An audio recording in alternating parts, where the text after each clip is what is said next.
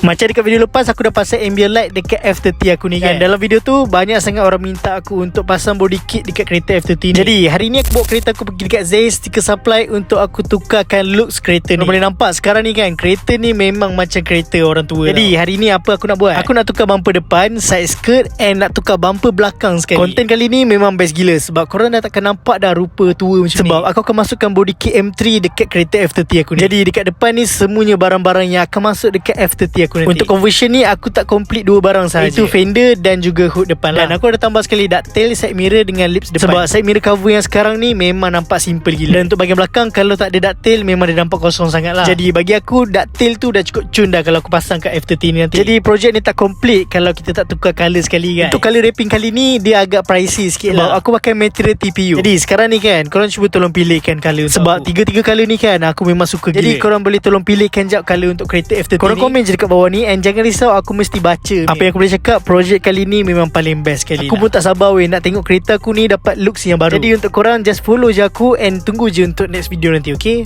bye bye.